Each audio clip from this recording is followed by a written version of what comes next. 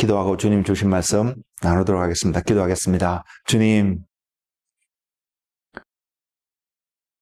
우리에게 시간을 허락하여 주시고 우리에게 자유를 허락하여 주셔서 주님 앞에 나와서 주의 말씀을 듣고 주님께 예배할 수 있는 그런 특권을 주신 주님을 찬양하고, 이 시간 주님 앞에 앉았사오니 주님 말씀하여 주시며 말씀 가운데 주님의 형상을, 주님의 음성을, 주님의 모습을 바라보며 감격과 감동이 있는, 그래서 주님 때문에 행복하다는 고백을 할 수 있는 그런 은혜의 시간 되도록 주님 역사하여 주시옵소서. 주님 말씀하시옵소서. 감사하고 예수님의 이름으로 기도드렸습니다. 오늘 여러분과 함께 말씀 시작할 하나님의 말씀은요, 요한복음 16장 13절에서 15절 말씀입니다. 요한복음 16장 13절에서 15절의 말씀인데요, 제가 오늘 여러분과 함께 나눌 말씀의 제목을 진리의 성령님이라고 정하게 되었습니다. 제가 지난 금요일 날 기도 시간에 나누었던 내용 중에 진리는 의로움을 반드시 동반해야 되는 이유를 해야 된다고 이렇게 말씀을 드렸는데, 그 의로움 속에서 진리의 성령님은 우리에게 오셔서 주님의 것을 가지고 주님의 것을 드러내고 계심을 우리는 볼 수 있어야 합니다. 그래서 주님의 것은, 예수님께 속한 모든 것은 진리라고 표현될 뿐만 아니라 그것이 의로움으로 또한 표현될 수 있음을 볼 수 있는 그런 시간이 되었으면 좋겠고요. 그래서 주님의 것이 우리에게 어떻게 표현되어지고 나타내는지를 경험할 수 있는 그런 은혜의 삶이 저와 여러분에게 충만하기를 주님의 이름으로 축복을 드립니다. 말씀을 제가 한번 읽겠습니다. 요한복음 16장 13절에서 15절입니다. 그러나 진리의 성령이 오시면 그가 너희를 모든 진리 가운데로 인도하시리니 그가 스스로 말하지 않고 오직 들은 것을 말하며 장래일을 너희에게 알리시리라. 그가 내 영광을 나타내니 내 것을 가지고 너희에게 알리시겠습니다. 무릇 아버지께 있는 것은 다 내 것이라. 그러므로 내가 말하기를 그가 내 것을 가지고 너희에게 알리시리라 하였노라. 이 말씀을 중간에 또 이런 표현이 나올지는 모르겠지만, 제가 오늘 예배 전에도 이 말씀을 묵상할 때에 깨닫게 하신 것이 하나 있습니다. 미리 준비된 말씀은 아닌데 지금 이 말씀을 읽는데도 동일하게 그것을 다시 보여주셔서 제가 잊지 않고 전하기 위해서 먼저 이 부분을 먼저 나누고자 합니다. 말씀해 보면 13절에 보면 진리의 성령이 오시면, 성령님이 오시면서 하시게 된 일들을 이야기하는데, 그래서 저와 여러분 모두를 진리 가운데로 분명히 인도하게 될 성령님의 역할이 있는데요. 그러면서 성령님이 하시는 일의 특징이 그가 스스로 말하지 않고 오직 들은 것을 말하신다고 선포하고 있습니다. 성령님이 하나님이시거든요. 어떤 그냥 능력이나 뭐 어떤 이런 것으로 표현되신 게 아니라 그분의 being이라는 단어로 설명되어 줄 수 있는 존재로서 인격체를 가지신 하나님이신데, 하나님인데 그 하나님이심에도 불구하고 그분이 오시면 성령님 자신의 어떤 생각을 드러내는 어떤 삶의 모습을 나타내는 것이 아니라 스스로 말하지 않고 들은 것을 말씀하신다고 말하고 있습니다. 듣는 것은요. 그리고 또 그 다음 구절에 보면 내 것을 가지고, 주님의 것을 가지고 주님의 영광을 나타내는 역할을 성령님이 하실 것이라고 분명히 이야기하고 있습니다. 또 그 다음 15절 9절의 말씀을 말하면 무릇 아버지께 있는 것은 다 내 것이라. 그러므로 내가 말하기를 그가 내 것을 가지고 너희에게 알리시리라. 성령님이 오셔서 주님의 것을 가지고 우리에게 알려주시는데, 주님의 것은 또한 아버지의 것이고 아버지의 것은 전부 다 주님의 것인 것이 표현되고 있습니다. 그래서 예수님이 이 땅에 오셨을 때도 동일한 사역을, 동일한 삶의 모습을 보이셨거든요. 예수님이 성자 하나님으로서 자신의 온 판단과 자신의 온 어떤 이야기들을 하실 수 있는 분이심에도 불구하고 주님의 삶의 특징은 하나님 아버지로부터 들은 것을 하나님을 나타내기 위해서 표현하고 있는 주님의 삶의 모습이 있었다면 성령님께서 우리 가운데 행하시는 일들도 동일하게 성령님 자신이 행하시는 어떤 일을 성령의 역사라고 나타내실 수 있음에도 불구하고 그렇게 표현해도 전혀 문제가 안 됨에도 불구하고 동일하게 표현하고 있는 것이 뭐냐면 주님이 하나님 아버지의 것을 드러내시려고 하셨던 것처럼 성령님께서도 예수님의 것을 가지고 예수님을 나타내려고 하고 있다는 모습입니다. 하나님조차도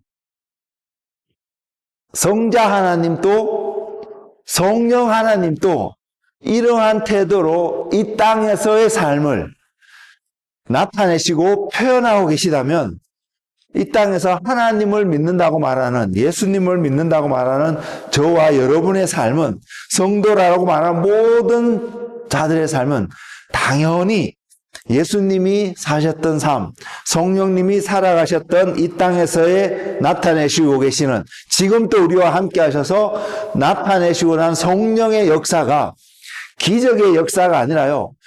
예수님의 것이 드러나고 예수님의 모습이 나타나게 되는 그 역사가 지금 또 일어나고 있는데 우리는 그렇다면 우리 가운데서 또는 믿는다고 말하는 교회 안에서 나타나고 있는 어떠한 현상들과 역사들을 통하여서 그리스도를 보고 있으며 그리스도를 느끼고 있으며 그리스도가 어떠한 분이신을 깨닫게 되는 은혜가 여러분 가운데 있는지 우리는 오늘의 말씀을 통해서 다시 한번 살펴보고 우리 자신을 점검해 보기를 원합니다. 저도 제가 나누는 메시지들이 이러기를 원합니다. 그래서 여러분에게 과감하게 저 자신에 놓고 여러분에게 도전드리면서 드린 것은 저로부터 들려지는 메시지가 예수님이 증거되어지고 그 하나님이 나타나야 되고 여러분 삶 속에 예수님으로 인한 감격과 감동이 있는지 아닌지 늘 확인하실 수 있는 은혜가 있기를 원합니다. 그렇지 않다면 저도 문제가 있는 것이고요. 또 제가 예수님을 드러내고 있는데 여러분이 또한 그러지 못한다면 또한 여러분한테 어떤 문제가 있기 때문에 우리 모두는 그리스도라는 그분으로 말미암아 그리스도를 나타내고 있는 삶의 모습들이 여러 모양으로 증거되고 있는지를 서로가 확인하면서 격려하면서 살아갈 수 있는 이 땅의 삶이 되기를 주님의 이름으로 축복을 드립니다.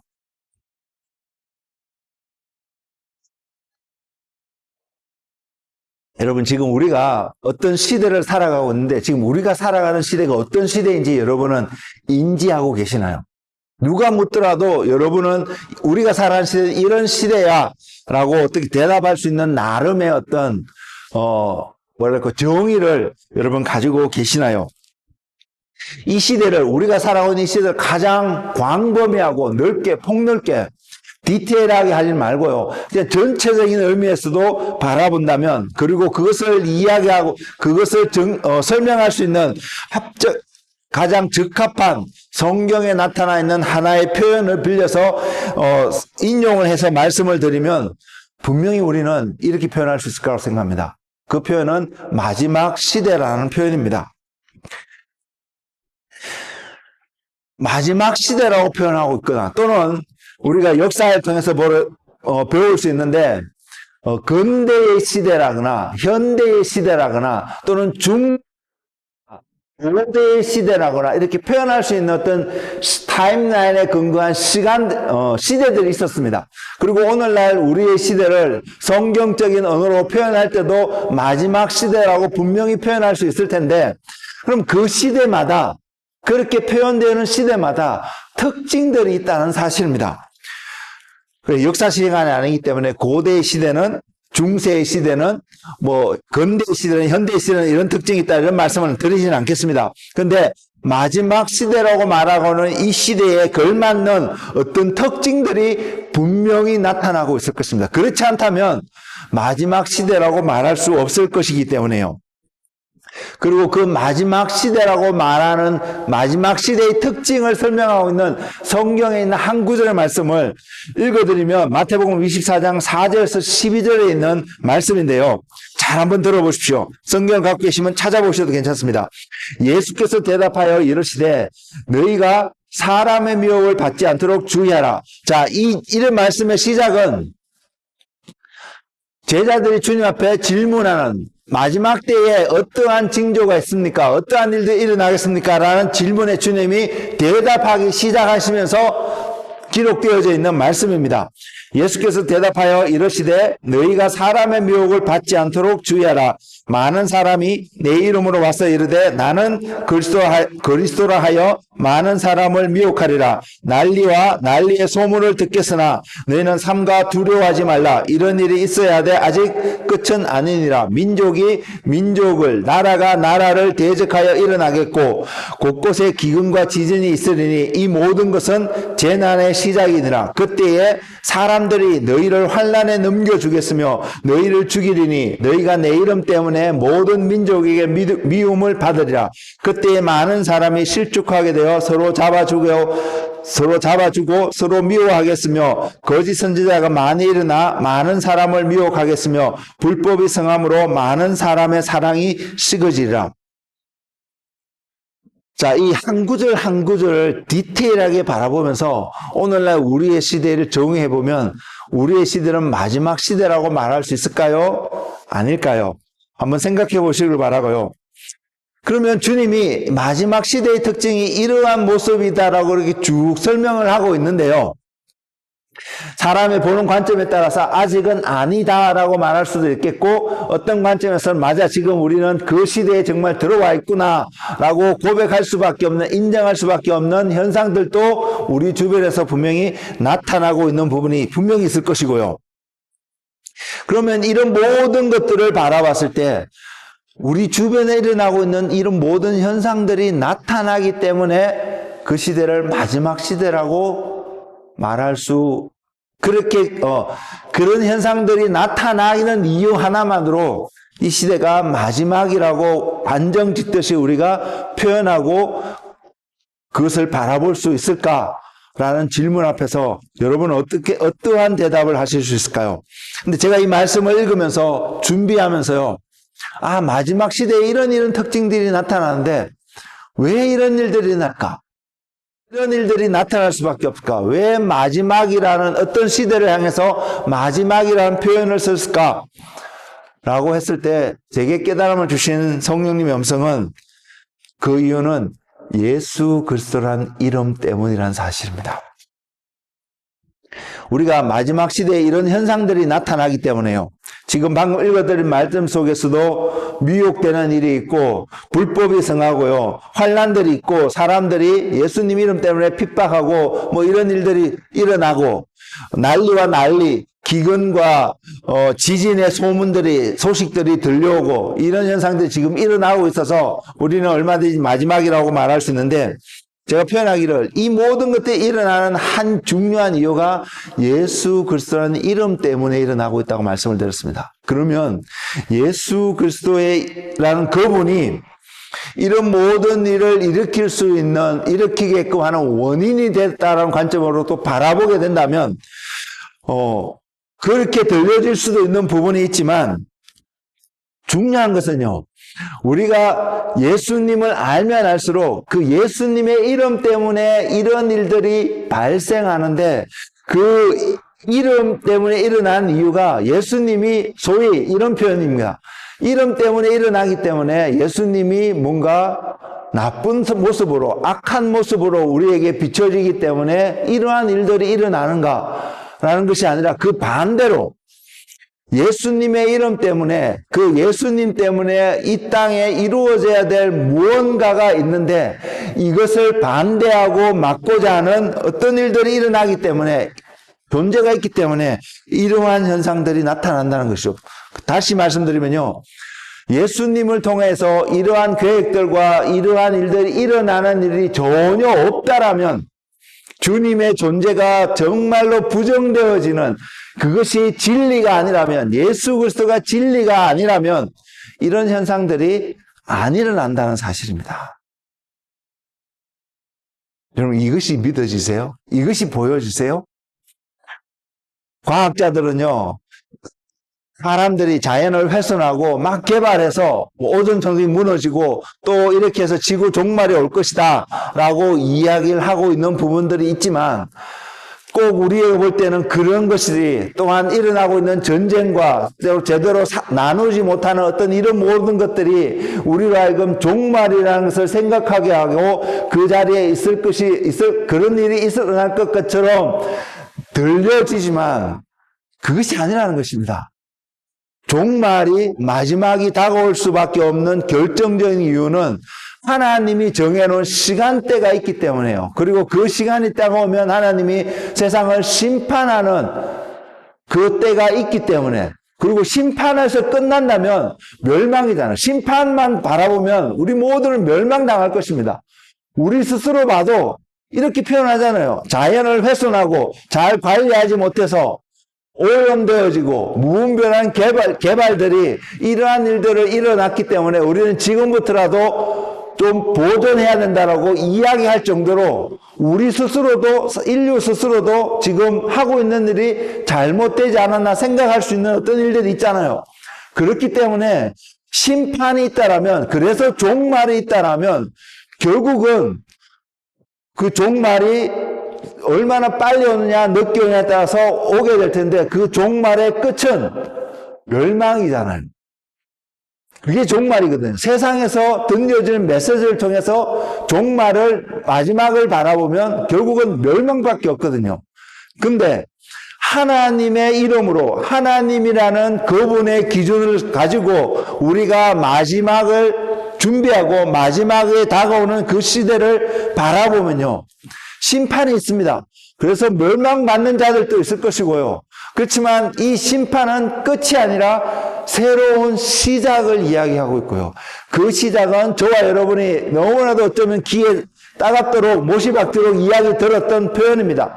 하나님의 나라가 다가오고 있기 때문에, 하나님의 나라가 이 땅 가운데 세워지기 때문에요. 이 일은 반드시 일어날 수밖에 없는 일이고요. 이 일이 세워지기 때문에 주님이 마지막에 이런 현상들이 나타날 거야, 이런 현상들을 설명하는 것이 아니라 주님이 마지막 때의 징조가 무엇입니까? 라고 이야기하는 첫 번째 음성이 미혹받지 말라고 말하고요. 그리고 불법이 행함으로 사람들이 사랑이 식어질 것, 결국 마지막 시대의 특징이 불법이 성행한다는 것이요. 왜? 많은 이들이 미혹 가운데 있기 때문에요. 불법이 행해진다는 것은 올바르지 않다는, 의롭지 않다는 일들이 일어나고 있다는 얘기죠. 전쟁이 의롭지 않은 게 아닙니다. 혼란이 의롭지 않은 게 아닙니다.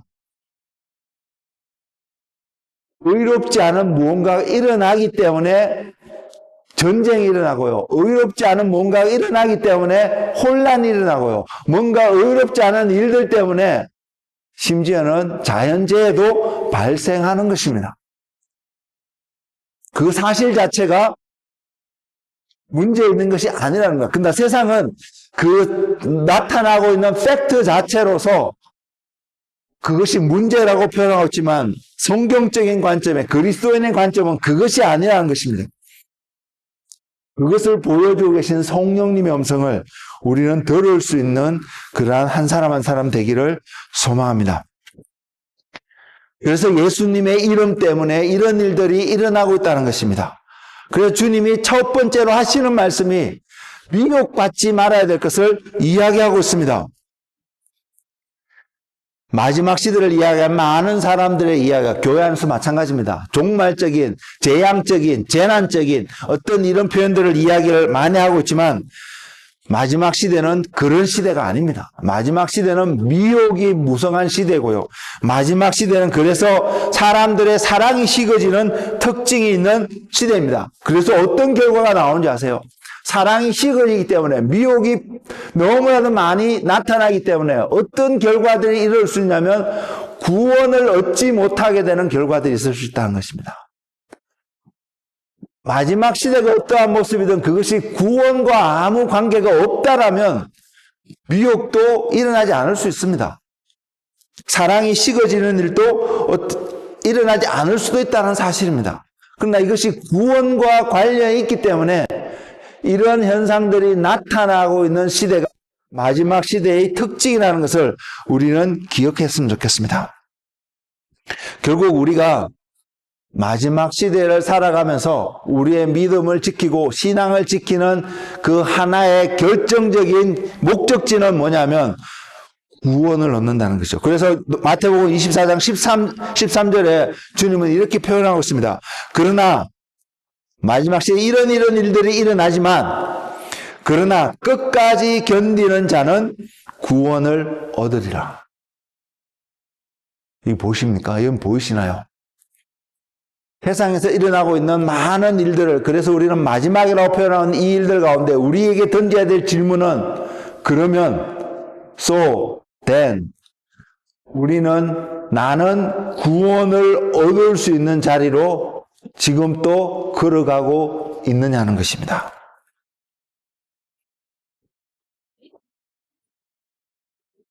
한 조건이 이거잖아요.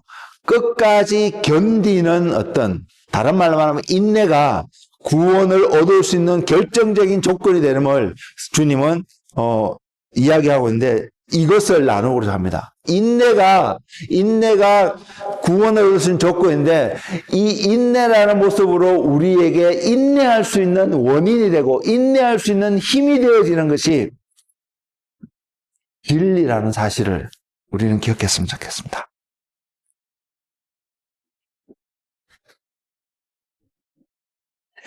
그리고 이 인내를 통해서 얻게 되는 그 결과가 바로 우리가 성취해야 될, 우리가 바라봐야 될 목표인 것을 정확하게 바라보는 이 시대를 살아가는 우리의 삶이 되기를 소망합니다. 왜냐하면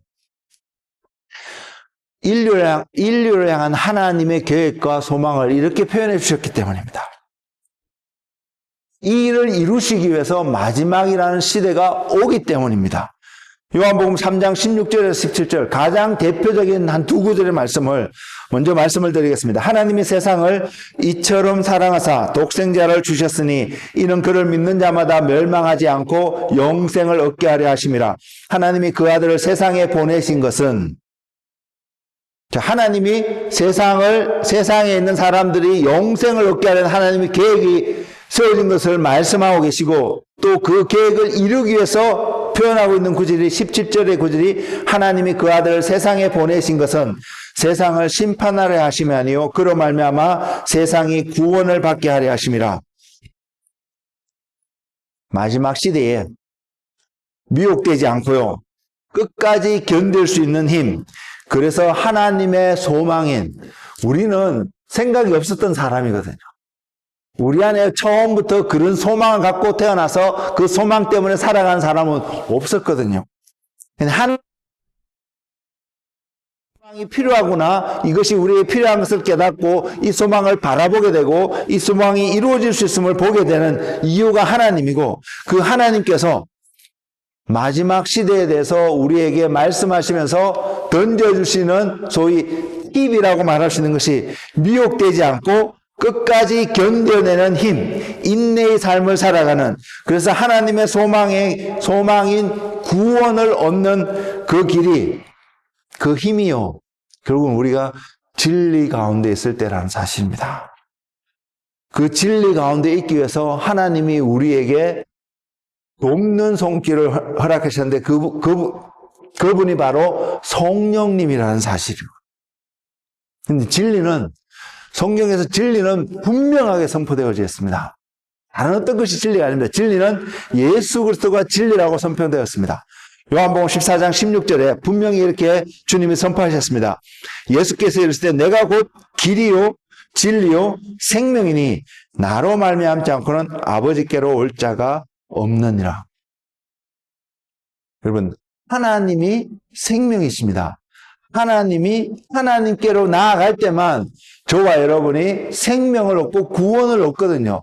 근데 하나님이 제가 지난번에도 말씀을 드렸지만 우리에게 주신 이름이 예수 그리스도밖에 없다는, 그래서 예수님 외에는 아무도 구원을 얻지 못한다는 그 이유가 하나님이 주신 이름이 예수 그리스도이고 그 이름이 의미하는 한 모습이 주님은 길이시고 어디로 난? 하나님을 향하여 난 다른 길이 아닙니다. 하나님을 향하여 난 길이기 때문에 우리가 하나님을 향하여서 여정을 걸어가고 있다면 저와 여러분 반드시 예수 그리스도란 그분 위에서, 그분 안에서, 그분을 통하여서 걸어가야 합니다. 그분이 문이라고 표현하고 있는데 그분을 통하지 않으면 주님이 말씀하셔서 다 강도고 도덕적이고 불법을 행하는 자들이라고 말하고 있다는 사실입니다. 그리고 하나님을 향한 난 그 길이 또한 진리인 것을 이야기하고 있습니다. 그럴 때 하나님으로부터 오는 생명을 우리가 얻을 수 있음을 이야기합니다. 미혹은요, 바로 이 진리를 보지 못하게 하는 것입니다. 시대를 분별하지 못하는, 이거는 가벼운 것입니다. 저와 여러분이 미혹이 되었다면, 세상에 나타나는 많은 일들로 인해서 우리가 미혹이 되어졌다면 결국은 그 나타난 현상들로 인해서 예수 그리스도를 보지 못하고 있다는 사실입니다. 여러분 자신에게 질문을 던져보십시오. 나는 지금 내 주변에 있는 모든 일들로 인해서 나는 예수 그리스도를 정확하게 바라보고 그분이란 길 위에서, 그분이란 진리 가운데서 그분을 통하여서 약속하신 생명을 얻는 하나님께로 나아가는 지금 그 여정을 걸어가고 있느냐는 것입니다. 마지막 시대의 특징은 이것을 이렇게 가기가 더 힘들어지고 어려워지는 시대. 그래서 불법이 성하는 시대. 불법이 성하기 때문에요. 진리가 뭔지 모를 수 있다는 거죠. 이것도 진리 같고 저것도 진리 같으니까 미혹되어 줄 수 있다는 것을 이야기하고 있고요. 그런데 주님은 우리에게 명확하게 이것을 이야기하고 있는데요. 미혹되지 않을 수 있는 길을 명확하게 제시하고 있는데 그 말씀 중에 하나가 마태복음 7장 24절에서 25절입니다. 주님이 이렇게 말하고 있습니다. 그러므로 누구든지 나의 이 말을 듣고 행하는 자는 그 집을 반석 위에 지은 지혜로운 사람 같으니 비가 내리고 창수가 나고 바람이 불어 그 집에 부딪히되 무너지지 아니하니 이는 주추를 반석 위에 놓은 까닭이요. 무너지지 않는 이유가 반석 위에 놓았기 때문입니다. 바람이 불고요, 비바람이 치고요, 막 흔들리고 있는 모습을 보면 우리는 이런 퀘션이 들거든요. 지금 내가 집을 보면 이 집을 지금 제대로 지었을까? 내가 지금 가고 있는 길이 맞다고 생각해서 진리라고 생각해서 걸어가고 있었는데 이 흔들릴 수 있는 일들이 막 생기잖아요. 세상에서 들려오는 전쟁의 소문, 난리와 난리의 소문, 기근의 소문, 지진의 소문, 사람들이 사랑하지 않는 것이 너무나 눈에 보이는 소문. 그러면서 우리 자신 안에서 나는 과연 사랑하는 마음이 있을까? 나는 사랑하고 있을까? 법을 지키고 의로운 삶보다는 편법과 같고 불법과 같은 일을 행하는 것이 더 합당하게 보이고 더 이지웨이 같고 지름길 같고 이것이 다 모두가 하고 있기 때문에 이러한 삶이 괜찮지 않을까 생각되어지는 여정. 이게 우리 삶 속에 뭐 다 있잖아요. 저에게도 있고 여러분에게 있다고 생각합니다. 이 여정 속에서 흔들리고 있는 여정 속에서 나는 지금 바로 가고 있을까라고 하고 있을 때에 우리가 그 흔들릴 수 있음에도 불구하고 흔들리지 않고 끝까지 견디며 무너지지 않는 오직 유일한 이유는 저와 여러분이 반석 위에 집을 세웠기 때문에요. 저와 여러분이 말씀이신 예수 그리스도 안에 뿌리를 받고 있기 때문에요. 예수 그리스도의 말씀이 우리의 귀에 들려지고 있고요. 예수 그리스도가 가고 계시는, 예수 그리스도가 나타나고 계시는 모습들이 저와 여러분 삶 속에 보이기 때문에 흔들릴 수 있습니다. 근데 기도해보고 생각해보고 고려해보니까 그래도 예수님은 이 길 속에서 나를 부르고 계시고 함께하고 있다는 것을 알기 때문에 모두가 아니라고 할지라도 우리는 가야 된다는 것입니다. 가는 그 사람이 그리스도 안에서 진리 가운데서 뿌리를 내리고 반석 위에 집을 짓고 가는 것입니다. 비바람이 불어도 가는 것입니다. 무너짐이 있는 부분이 있다 할지라도 수리하면서 가는 것입니다. 이것을 하실 수 있게 우리에게 도움을 주시고 인도하시고 역사하시는 분이 성령님이라는 것입니다. 그래서 우리는 다시 한번 이것을 마음속에 세우기로 합니다. 진리는 주님이십니다. 주님이 반석이신 바로 그분이십니다. 이것이 내가 지금 얼마나 믿고 있는가. 여러분, 우리는 수시로 우리 자신에게 질문하면서 내가 이것을 믿음으로 붙잡고 여러분 무엇을 견디는 것이요? 내 안에 고통이 있으니까 그 고통을 견뎌야만이 구원을 얻는 것이 아닙니다. 진리 대신 이 예수님을 어떻게든 내가 붙잡고 있는 것이 견디는 것입니다.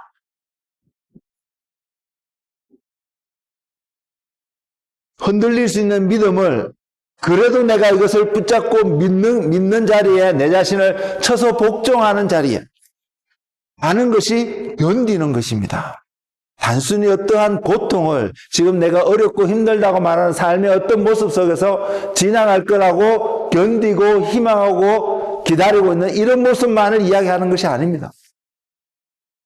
그것으로는 부족합니다. 우리에게 필요한 것은 진리 대신 예수님을 미혹되어지고 흔들리게도 불신할 수 있는 여러 모든 상황 속에서도 그래도 나는 예수님.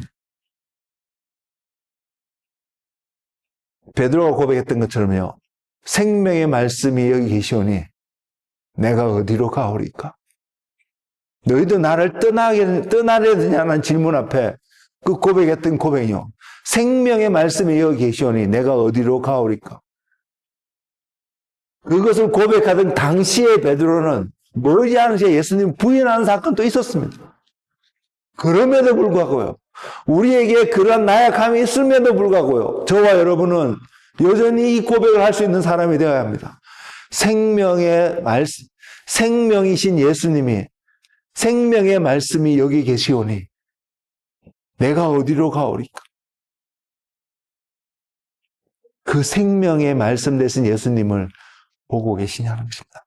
성령님 오셔서 진리의 성령님이 오셔서 우리에게 이것을 보이기 위해서 이것을 확정하여 주시고 이것을 보면서 끝까지 견디며 가게 하시기 위해서 주님이 오셨다는 것입니다. 출애굽기에 모세 이야기가 나오잖아요.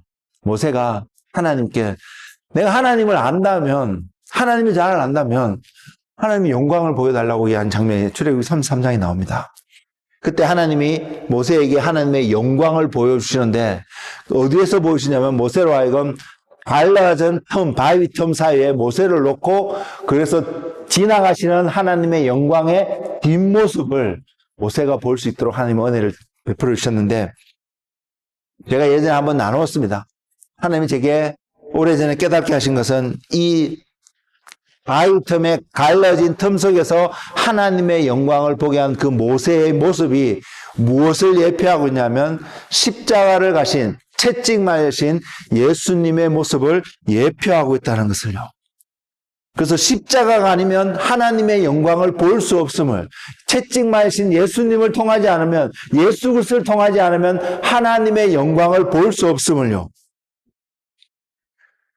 예수 그리스도가 진리라고 하였습니다.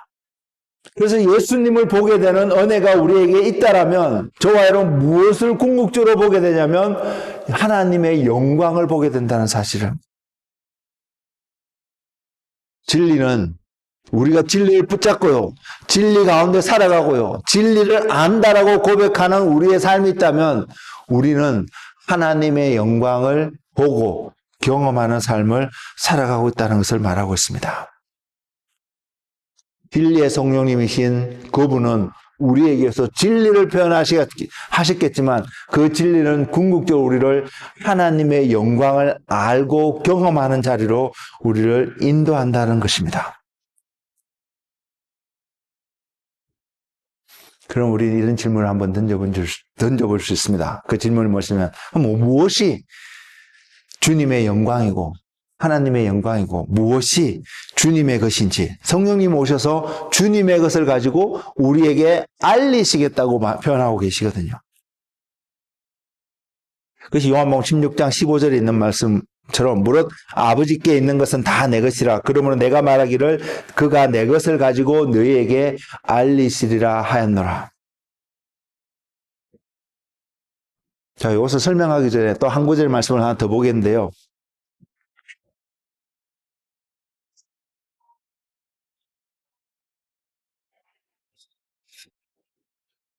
예수 그리스도가 진리이십니다. 이 땅을 살아가는데 가장 필요한 것이 주님입니다. 그런데 세상은요, 이 땅을 살아가는데 필요한 것이 주님이라고 동의하지 않습니다. 그래서 우리는 갈등이 생길 수도 있고, 우리가 이 땅에 살아가면서요. 그래서 미혹될 수 있는 기회라고 표현할게요. 좀 그렇습니다만은, 그러한 찬스들도 있음을 바라봅니다. 근데 성경은 지속적으로 우리에게 이 표현을 하고 있습니다. 특별히 바울 사도가 에베소 교회에 보낸 편지글 속에서도 이 표현을 쓰고 있는데 굉장히 저는 중요하다고, 전 자주 강조하고 여러분이 계속해서 이걸 갖고 기도하라고 말씀을 권면을 드리는데 굉장히 중요합니다. 왜냐하면 이것이 없으면 우리는 이 믿음의 여정을 끝까지 인내하며 견뎌내며 가지 못하기 때문에요. 그 말씀이 뭐냐면 에베소서 1장 17절에서 19절 말씀인데요. 기억하십시오. 요한복음 16장 15절에선 성령님이 오셔서 아버지께 있는 것은 다 내 것이라고 표현하시면서 그가 성령님이 주님의 것을 가지고 우리에게 알려주시다고 말씀하시고 계신데 그와 연동될 수 있는 한 말씀이 에베소서 1장 17절에서 19절인데 우리 주 예수 그리스도의 하나님 영광의 아버지께서 지혜와 계시의 영을 너희에게 주사, 지혜와 계시의 영을 다른 말로 표현하면 성령님이라고도 얼마든지 표현할 수 있는 부분이거든요. 지혜와 계시의 영을 너희에게 주사 무엇이라고요? 하나님을 알게 하시고. 이게 우선입니다. 하나님을 아는 것입니다. 무엇을 알려주신다고? 하나님을 알려준다고. 예수님의 목적이요. 하나님의 나라가 이 땅에 이루어지고 하나님의 뜻이 이루어지는 어떤 그 목적이 있지만 그 모든 것을 통해서 눈에 보이지 않는 하나님을 알리시는 것이었다는 사실을 안다면 이 말씀은 너무나 정확하게 일맥상통하는 말씀입니다. 그리고 너희 마음의 눈을 밝히사 그의 부르심의 소망이 무엇이며 성도 안에서 그 기업의 영광의 풍성함이 무엇이며 그의 힘의 위력으로 역사하심을 따라 믿는 우리에게 베푸신 하나님의 지극히 크심이 어떠한 것을 너희로 알게 하기를 구하노라 이렇게 표현하고 있거든요. 하나님의 마음속에 있는 생각들, 하나님의 계획들, 하나님 그분이 어떤 분인가 아는 거, 이거는 하나님을 아는 것은요, 하나님이 선하시다, 하나님이 사랑이 많으신 하나님입니다, 하나님이 공의로운 하나님입니다. 이것도 맞는 말인데, 이것을 알기 위해서, 이런 하나님을 알기 위해서 이 표현을 하고 있는 것이 아니라는 것이 저는 이번에 말씀을 준비하면서 깨닫게 되었습니다. 이것도 한 부분입니다. 근데 하나님이 이 말씀을 통해서 오늘날 우리에게 하나님을 아는 것은 궁극적으로 무엇이냐면 I am who I am. 스스로 계신 하나님이요.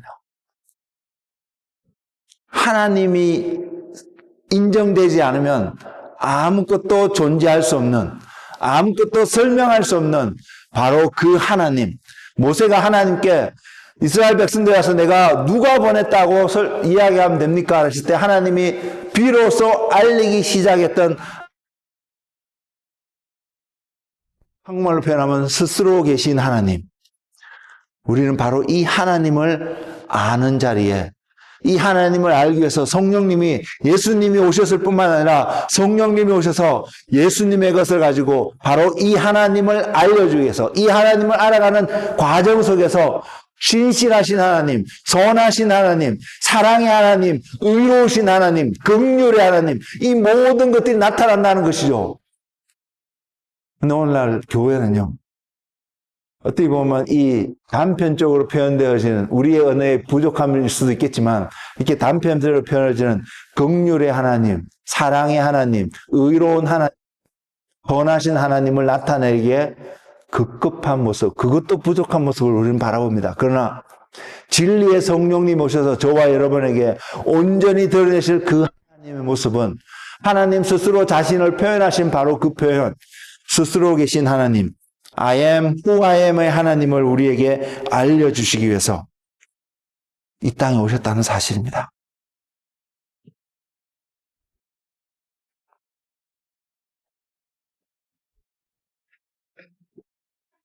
그리스도인으로 살아가는 모든 자들은요, 모든 진리 가운데로 인도함을 받는 자들입니다. 이 일이 저와 여러분 삶 속에 이루어지고 계시나요?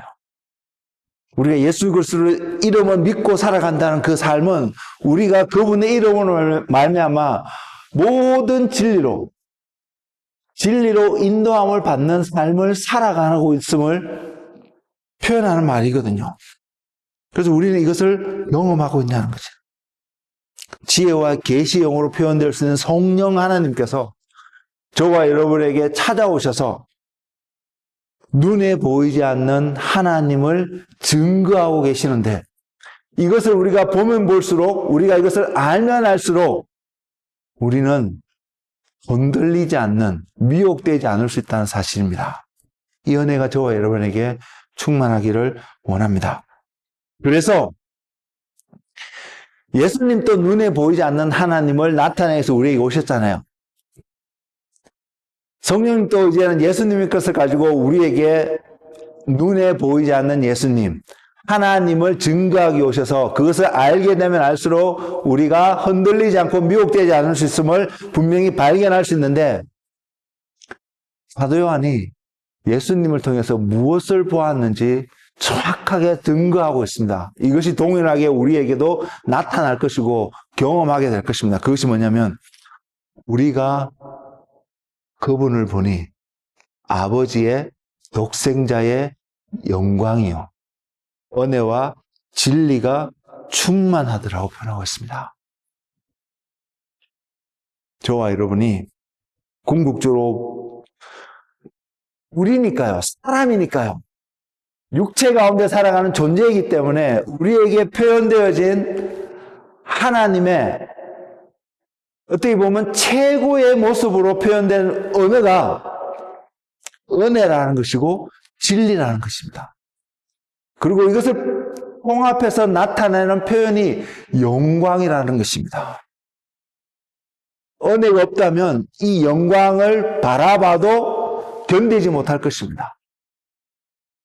그리고 은혜가 없다면, 그리고 진리가 우리 안에 주어지지 않는다면 이 영광 속에서 우리는 존재하는 모습으로 서 있지 못할 것이기 때문에, 피조물이기 때문에요. 근데 주님은, 성령님은 저와 여러분에게 바로 이 하나님을 보이기 위해서 우리에게 찾아오셔서 이것을 증거하고 있다는 사실입니다. 그리고 사도 바울은요, 에베소에 있는 교인들에게 이 말씀을 전하면서 이 하나님의 영광 가운데 I am who I am 이란 스스로 계신 하나님을 볼 수 있고 경험할 수 있고 느낄 수 있고 함께 할 수 있는 중요한 비결을 에베소서에서 설명하고 있는데, 그 말씀이 에베소서 6장 13절에서 17절입니다. 그것이 뭐냐 하면, 그러므로 하나님의 전신갑주를 취하라. 이는 악한 날에 너희가 능히 대적하고 모든 일을 행한 후에 서기 위함이라. 하나님 앞에 서기 위함입니다.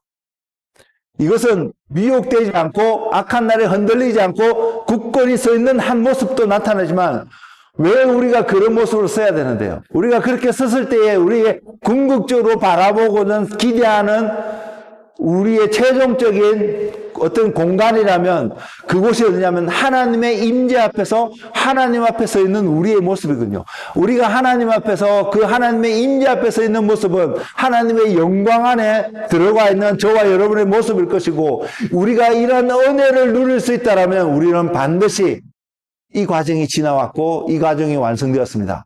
뭐냐면 구원이라는 것입니다. 그냥 천국 가는 것이 아닙니다. 천국 가는 것이 너무 가볍게 설명되어져 있는 것 같은 느낌이 들지만, 바로 그곳은 우리가 구원을 얻게 되는 바로 그 자리는 하나님의 영광 앞에서 우리가 머물 수 있는 은혜가 주어졌다는 사실을 설명하고 있다는 것입니다. 전신갑주를 취하는 이유가 악한 날에 너희가 능히 대적하고 모든 일을 행한 후에 서기 위함이라고 분명히 목적을 이야기하고 있습니다. 그 내용을 설명하기를 그런즉 서서 진리로 너희 허리띠를 띠고 의의 호심경을 붙이고 평안의 복음이 준비한 것으로 신을 신고 모든 것 위에 믿음의 방패를 가지고 이로써 능히 악한 자의 모든 불화살을 소멸하고 구원의 투구와 성령의 금 곧 하나님의 말씀을 가지라. 좀 더 구체적으로 표현하고 있지만 궁극적으로 이것은 하나님의 전신갑주를 취하고 있게 되고 가지고 있는 우리의 모습은 제가 다시 한번 강조해서 말씀드리면 우리가 주님의 영광 앞에 설 수 있기에 하기 위해서요. 이것이 없으면 주님의 영광 앞에 서지 못한다는 것입니다. 결국 영광은 오늘 이번에 말씀을 준비하면서 하나님이 깨닫게 하신 하나님의 영광은 하나님 그분 자신인 것을, 그 자신을 우리에게 표현하기 위해서 나타내신 단어가 영광인 것을 바라보게 되었습니다. 그리고 그 영광 가운데 머물기 위해서 우리에게 필요한 것은 은혜와 진리에 충만하신 예수 그리스도. 은혜와 진리가 충만하신 예수 그리스도로 말미암아 우리가 그리스도에게 반석이 되어지고 그리스도라는 반석 위에 서서 그리스도 안에 있는 우리의 모습이 발견되어질 때에 충만하다는 것은요, 하나님의 영광을, 이런 표현이 좀 맞는지는 잘 모르겠는데 이게 이해가 쉬울 것 같습니다. 하나님의 영광을 우리가 핸들링할 수 있는, 그 가운데 소유할 수 있는, 멸망받지 아니하고 그분의 영광 가운데서 여전히 우리가 호흡이 있는 자라서 하나님과 함께 할 수 있는 그 삶을 누릴 수 있는 키워드가 충만하신 주님인데 무엇이에요? 은혜와 진리의 충만하심이라는 것입니다. 결국 우리 안에는 은혜가 충만함이 나타나게 될 것이고요, 진리의 충만함이 나타나게 될 것입니다. 저와 여러분이 은혜 가운데 있다는 것을 알 때에, 우리가 은혜 가운데 있다는 것을 알 때에요, 우리가 할 수 있는 최고의 하나의 행위들은 사랑이라고 생각합니다. 그리고 우리가 온전히 진리 가운데 있을 때에 그 진리는 우리로 하여금 의로운 삶을 살도록 반드시 인도할 것입니다. 진리가 나약하거나 진리 가운데 온전히 있지 않으면 우리는 불법적인 일들을 더 쉽게 행하게 될 것이라는 사실이죠. 그래서 저와 여러분은 내가 불법을 행하느냐, 법을 지키는 행하느냐에 관심을 갖는 것이 아니라 그보다 더 우선순위 되어진 내가 진리 가운데 서 있느냐.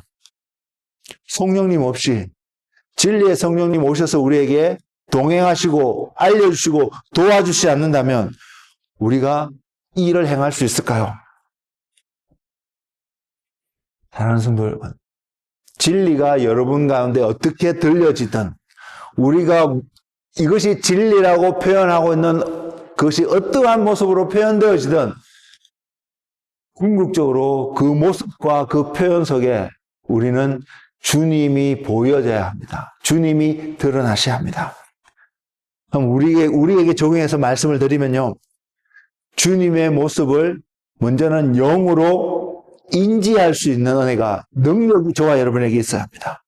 또한 주님의 그 모습을 말씀으로 확인할 수 있는 이 지혜가 우리에게 필요하고요. 또 우리는 육신 가운데 살아가고 있는 존재이기 때문에 이것도 무시할 수 없습니다. 그게 뭐냐면 주님의 그 모습을 보면 우리가 감동과 감정 속에서 감격해 할 수 있는 그 모습이 또한 우리에게 필요합니다.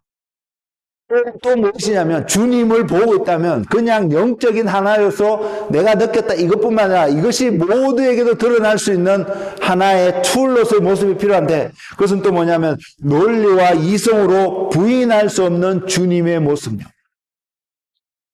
그 모습이 우리에게 각인되어질 때 논리와 이성으로 표현되는 주님의 모습 속에는요, 기적도 포함되어 있습니다. 주님의 행하심을 나타내는 한 방법이기 때문에요. 이런 것들이 우리의 삶 속에서 나타날 때에 구분해서 설명을 하고 있지만, 표현을 드렸지만, 궁극적으로 예수 그리스도는 그분이 저와 여러분 삶 속에 나타나게 될 때에 우리는 흔들리지 않을 것입니다. 그리고 우리는 믿음을 굳게 지키는 삶을 오늘 또 선택하며 서 있을 것이고 살아갈 것입니다. 그리고 이것을 알면 알수록, 깨달으면 깨달을수록 이것은 하나님의 영광이라고 표현하게 될 것입니다. 그 영광 앞에 있는 저와 여러분은 누가 뭐라고 또는 누가 반대를 하더라도 우리는 하나님 앞에 찬양을 올리드리는, 우리의 면류관을 내려놓고 그분 앞에 경배하는 그런 일들이 우리 삶 속에서 반드시 나타날 것입니다. 마지막 시대예요. 성령님과 함께하는 이 시대의 삶은, 그래서 미혹되지 않는 우리 시대의 삶은, 모두가 불법적인 일을 너무나 당연스럽게 행할 수 있는 이 시대의 삶 속에서 우리는 예수 그리스도로 말미암아 주님의 영광 안에서 은혜와 진리에 충만하신 그분의 모습 속에서 믿음을 버리지 않는, 하나님을 예배하는 한 사람으로 되실 것이고요. 마지막 시대는 이런 우리들을 훈련시키고 이런 우리들을 세워가기 위한 하나님의 은혜의 시간인 것을 우리는 또한 알게 될 거라고 믿습니다. 이런 삶이 승리하지 않을까요? 사랑하는 성도 여러분, 말씀을 마칠 텐데, 주님께서 보내신 성령님을 통하여서 우리 가운데 어떠한 일, 내가 원하는 세상 속에서 필요한 어떤 일이 이루어지는 것으로 만족하는 삶이 아니라 그리스도가 나타나는, 그리스도로 말미암아 표현되어지는 은혜와 진리의 충만한 모습이, 우리 가운데 나타나는 모습이 사랑인 것을요, 또 우리가 의롭고 진리 가운데 행하는 모습인 것을 깨달아서 우리가 이 땅에서 그리스도인다운 주님과 함께하는 주님의 영광을 드러내는 한 사람 한 사람 되기를 주님의 이름으로 축복을 드립니다. 하나님은 말씀하셨습니다. 당신의 영광, 하나님의 영광을 우상에게 주지 않을 것이라고요. 그럴 수 없지 않을까요? 여러분 한번 생각해 보십시오. 왜냐하면 하나님의 어떤 모습이 영광으로 드러나는 것이 아니라 영광은 하나님 자신이기 때문에요. 하나님의 영광이 우상에게 주어진다면 그 우상이 되는, 우상으로 표현하는 그 대상이 다스리는 세상일 수밖에 없기 때문에요. 이런 일이 일어나지 않을 것이라는 것입니다.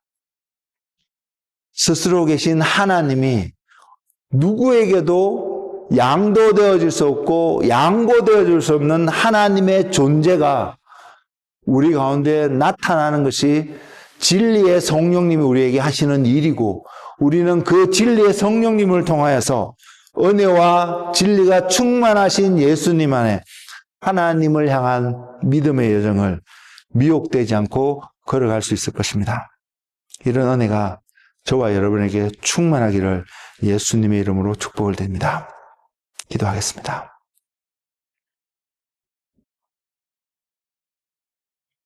네.